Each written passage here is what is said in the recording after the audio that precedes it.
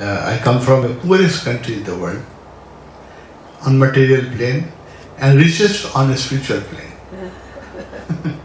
So we come to just share our experience. No? I learn much when I come to America. I learn much, and I make my ashram comfortable. If you come to Nepal, Tapovan, our ashram, materially it is more American than Nepali. We have clean rooms, hot water, all electrical gadgets like this. You have electronics gadgets, no? So we are trying to live, no? And we start our day with morning prayer and 1 hour of yoga, and whole day we have meditation. So that's the best place to see the meeting of East and West. Western technology, Western facility, Western science, and Eastern meditation. So if that our future lies in this meeting, East and West should meet and share their experience, and then make a better world, a secure world to live. This modern world, especially the Western modern world, needs meditation. It is a must. We need yoga. Thanks to Indian Prime Minister Narendra Modi, who make people conscious about yoga, and we have celebrated 21st June, an International Yoga Day, in 177 countries. 190. 192 has supported. Oh. Now 192 has supported this yoga day, and 177 countries had some program, and ministers and head of the states, they came to inaugurate the program. Millions, right? Yeah, millions. Even in America, I heard in Times Square there were 32,000 people. Yes. It is a very good sign. It makes me very optimistic that so many people are interested in inner science. Yoga is inner science. So these are the very good sign that in the modern world that people are becoming open and liberal, and they are ready to learn from any place. No?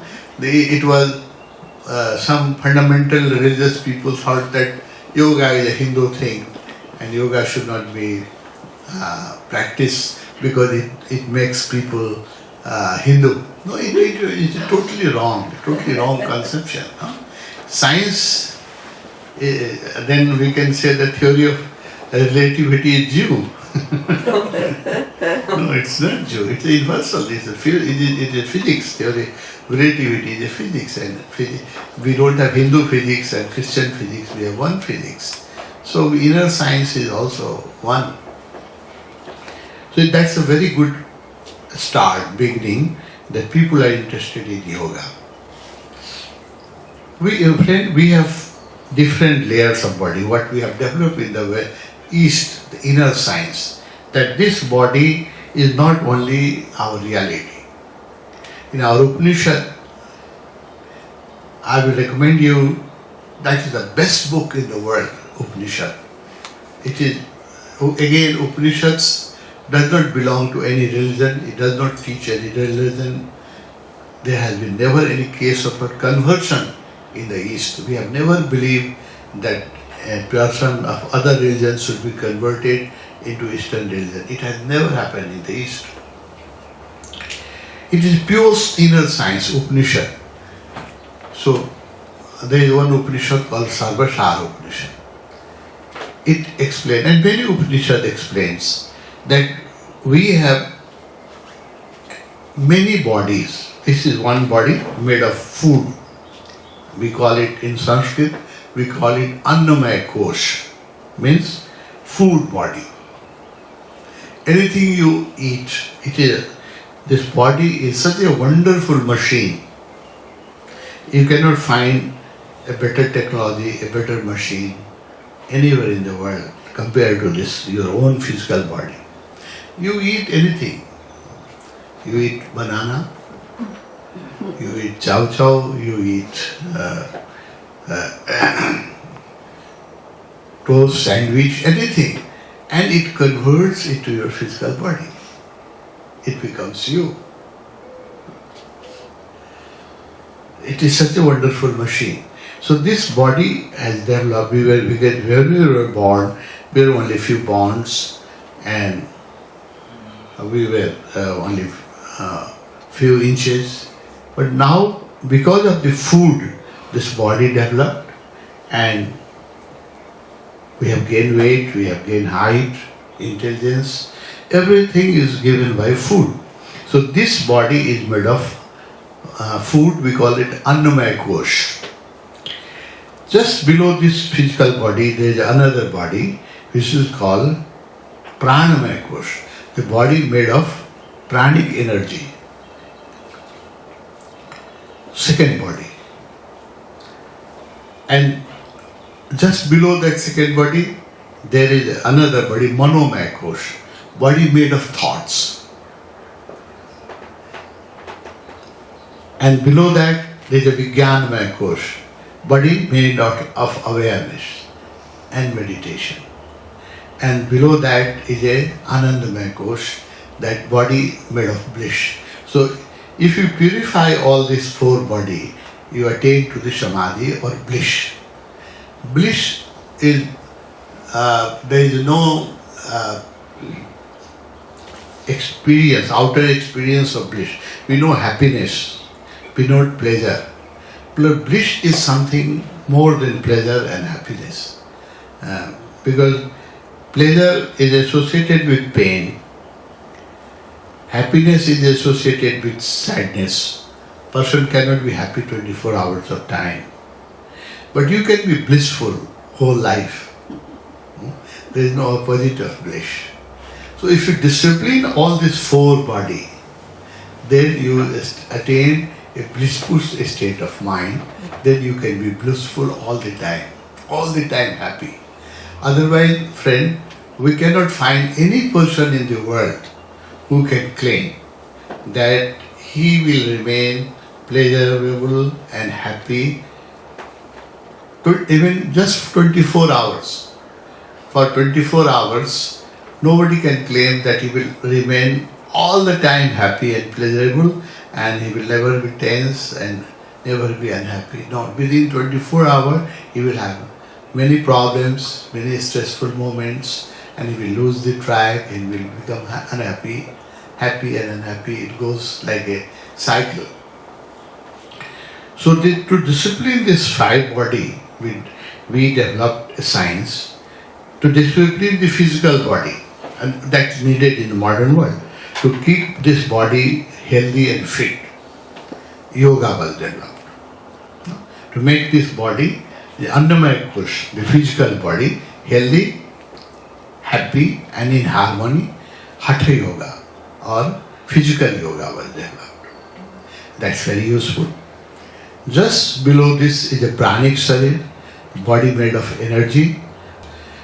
To make that body healthy, life force, the pranic body healthy, we develop pranayama, breathing exercise.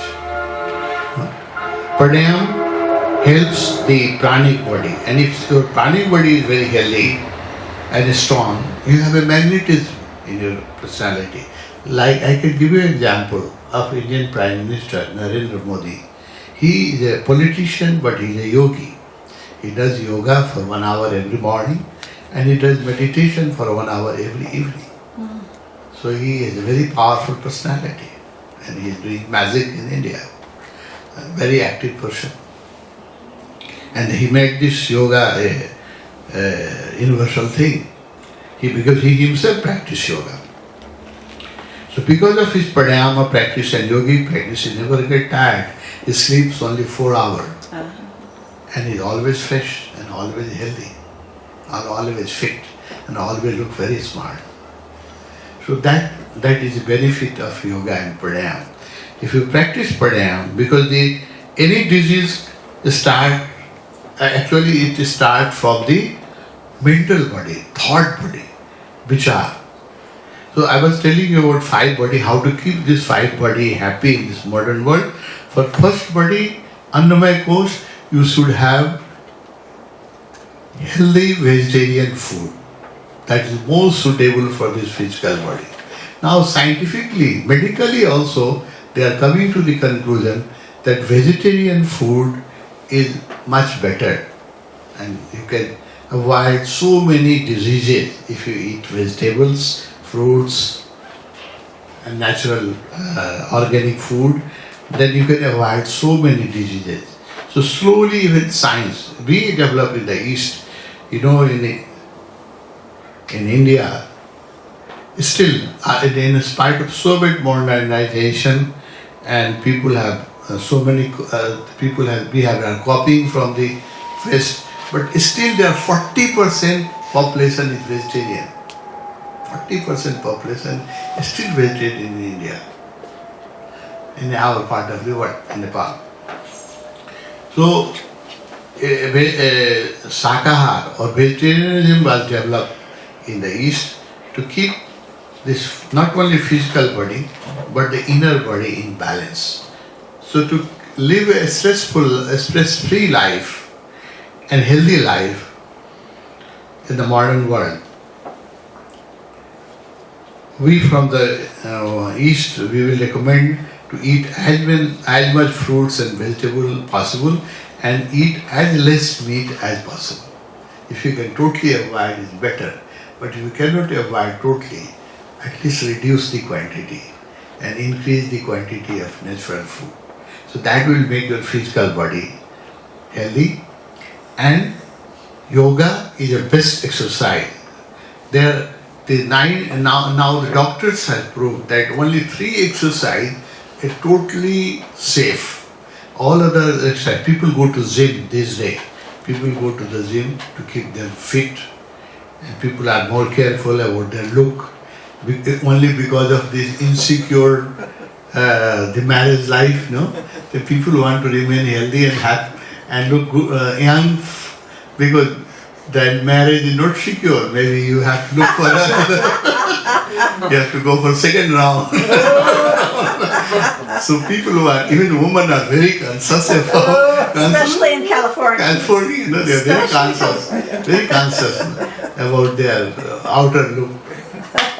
And that have attracted them to yoga. It has been proven that this 3 exercise is totally harmless and safe.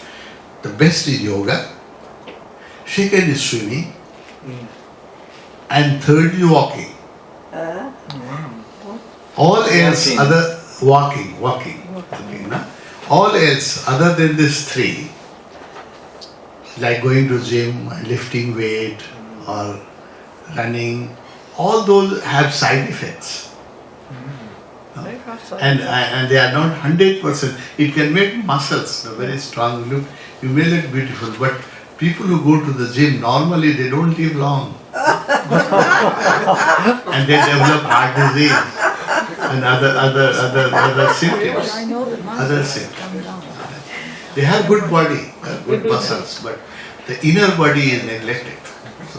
So slowly, even doctors have started recommending yoga. Yoga is the best. It's a very soft exercise and it keeps your physical body in total balance. So my recommendation, wherever I go, these days I request my friends that you devote 1 hour, 23 hours for money, for material world, for family, for profession. 1 hour totally for yourself. Spare 1 hour in 24 hours just for your physical and spiritual growth. 1 hour should be your private hour in which there should be no interference. So I tell you that 1 hour should be divided into 3 parts. 20 minutes you should do physical exercise, yoga, pure yoga, 20 minutes. If you do it correctly, 20 minutes of yoga will keep you fit and you will never have a disease. Then 20 minutes of pranayama, breathing exercise. The yoga is for Annamaya Kosh, for physical body. Pranayama is for your second body, the pranic body, the etheric body, the energy body. The pranayama directly acts. Pranayama does not act much on physical body, it acts on your energy body. It gives you vitality and You have, if somebody have a disease, first the pranic body becomes sick. Then after 6 months, the sickness is reflected on the physical body. And we in the East, we have developed that even before the sickness comes on the pranic body, it comes on the thought body, mental body, monomacros. If your mind is negative, if your mind is unhappy, and if your mind does not enjoy life and does not want to live, then your body will develop many diseases. If you are happy and you want to live, there is a desire to live, will to live happily, and you are happy, then you will have less and less disease. So disease first comes on your mind, then it comes to the second body, the pranic sarira. Your aura gets sick, then it reflects on your physical body. So you have to cure all these three bodies. For physical body, the best, I told you, 3 exercises, the swimming, running, walking, or yoga is the best. And for second body, pranayam is the best. Nothing would be better than pranayam, breathing exercise. And very simple. If you do 3 pranayam, Kapalabhati, Anulom Vilom, and Bahya pranayam, it can be done in 20 minutes, 3 pranayam, and it will make your inner body, etheric body, prana body, healthy and in harmony. And then comes the third body, the mental body, for that meditation. Mental body. So your mind should relax. So 1 hour divide into 3 parts, 20 minutes each. 20 minutes for physical body, yoga, hatha yoga, simple yoga. In 20 minutes you can do 5-6 cycles of yoga, and that is more than enough, 20 minutes. Then 20 minutes pranayam, I recommend 3 pranayam, Kapalabhati, Bahya pranayam, and Anulom Vilom pranayam, which I can teach if you come to Niranjana. And for third body, 20 minutes meditation. Simple meditation. So 1 hour divided into 3 parts, each 20 minutes, you balance and you make your 3 body very healthy. Physical body, etheric body, prana sarira, and mental body and mind. And if your 3 body is healthy, you will never have any disease. And you will be live very happy life and a balanced life. You will have good sleep, and you will have positive thinking. And then there are 2 bodies. Fourth body, a body of awareness, we call Vijnanmaya Kosh. For that practice of awareness, the awareness is a byproduct of meditation. You cannot be directly aware, it's very difficult. There was a teacher who lived in California, an Indian-born teacher called Krishnamurti, J. Krishnamurti. You might have heard his name. His whole teaching was awareness. He was not teaching meditation, he was not teaching yoga, he was not teaching tantra or any method. He said, just be aware. But no, he lived a 90 years life and he was a teacher for 70 years.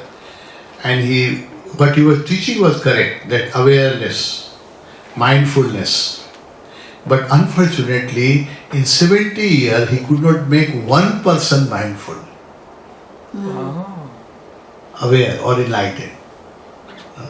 70 years of constant teaching. Because there was a big mistake. He thought people can be aware directly by teaching aware, practice awareness. No, our master realized it, Osho realized it. He said, awareness is a byproduct of meditation.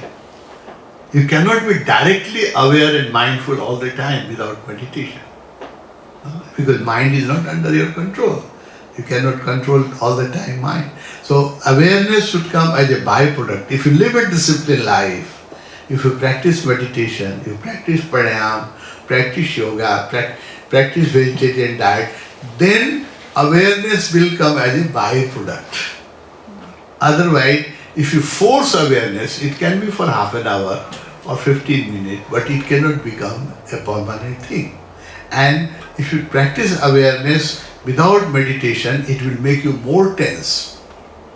Because now another problem has come that you have so many problems in the world to solve. Your factory, your business, your job, your house, and then another problem is added up that you have to be aware all the time. So it is adding up more problems in your life. So that way, Krishnamurti, a wonderful person, a very beautiful enlightened master, who actually wanted to help the America, he lived in California. Very successful teacher for 70 years. His intention was very pure. He was very loving person, very beautiful soul. But unfortunately, he could not help a single person. Because he was trying to impose awareness. He was trying to people to take awareness without meditation, without master, without school, without ashram, without pranayama, without yoga. It is not possible. Awareness is a byproduct of right living. If you live rightly, you balance your life from morning to evening, then slowly you will develop awareness, mindfulness. So mindfulness, the word, Buddha made it very popular. Nowadays, this word has become very popular that you should be mindful of everything. Buddha became enlightened just watching his breath, mindful breathing. We breathe, but we breathe unconsciously. We don't know the science and beauty of breathing. Breathing itself can be a very blissful experience. It is a blessing that you are still breathing. It is a blessing. It may stop any moment. But we don't realize this gift. So if you breathe properly after living a disciplined life and doing some pranayama, breathing itself can be an ecstasy. It can be a very pleasurable experience. No? Because you breathe the prana, but you breathe air. Air is just a vehicle. It carries prana, the life energy, which goes inside. And when you breathe out, you absorb the prana and throw away the air. The air is just a carrier. Air just carries the prana. It comes from cosmos, it comes from sun, it comes from the tree, it comes from the ocean. The pranic energy comes from many sources. And air just is a carrier. So this carrier brings a message, prana, life energy to you. You consume the life energy and you throw away the air, the carrier. Air is just a packing. No? The inside is a prana. So if you know how to breathe properly, it can be a blissful experience. Just the breathing can be a blissful experience. Friend, I want to go in little more detail. We have three nadi through we breathe. One we call ira, another we call pingla, and in the middle is called susumna. So ira is a sun, and pingla is a moon nadi. One is very energetic, another is soothing, and in between is a susumna, the third nadi, susumna. Just in the middle of the spinal cord, there is a third nadi called susumna. Normally, people who don't meditate, who don't live a disciplined life, who don't do pranayama or don't have a experience of meditation, they don't know what is susumna. People who have been meditating in any school, if you meditate, I tell you that just sometime when your mind really becomes silent, when you have no thought, then the susumna opens by itself. You may notice or not notice. That we can teach you. If you come to Niranjana, we can teach you more about this science. Breathing through susumna is the most pleasurable experience in life. It is 100 times more pleasurable than sex. Yes, I tell you. So I have experience of both. So I can tell you through my experience. Guaranteed. Yes, it is 100 times more pleasurable than sex. We have the most pleasurable experience. One of the most pleasurable experience is sex and food. No? When we have delicious food, we enjoy, and when we have sex, we enjoy. But when you breathe through Sushumna, it gives you much more deeper satisfaction, much more happiness, and much more settlement, and much more bliss than sex can give you. So just breathing through Sushumna, it is a blessing. That's why you see the Buddha statue, no? They are always in meditation. What they are doing? No? They need, if your Sushumna is open, it has to open through the meditation, through the practice of yoga and pranayama. If your Sushumna is open, you need very less food. Oh. You need very less sleep. Friend, we have developed in the East, now you said in the West that 2400 calorie is needed for a male body to remain healthy. No? 2400. This calorie consciousness is too much in America. No? How much calorie you should eat? A woman needs maybe slightly less, 2200 or 2000 calorie. But in the East, we have experienced that if you do yoga and pranayama, 250 calories is more than enough to live happily. Just 250 calories. Oh my God. That can be provided to you by one chapati, one apple, and half cup of milk. Is much more than enough. More Save than the enough. planet. Yes. Then all food problem can be solved in one day if people know how to breathe properly. So if you open up your Sushumna, you will be always in blissful mood. And it happens, you have not noticed, when you go in deep meditation and when your mind becomes silent, your Sushumna open, but you are unconscious about it. You don't notice it. No? Whenever you feel bliss, and whenever there is a thoughtlessness, and time stops, and you don't remember how much time you have passed in meditation, it means your Sushumna was open. Sushumna when opens, you transcend the time and the space. You don't remember where you are, and you don't remember how many times you have spent. So friend, this science is very deep and great, developed by sages. Now I am open for question.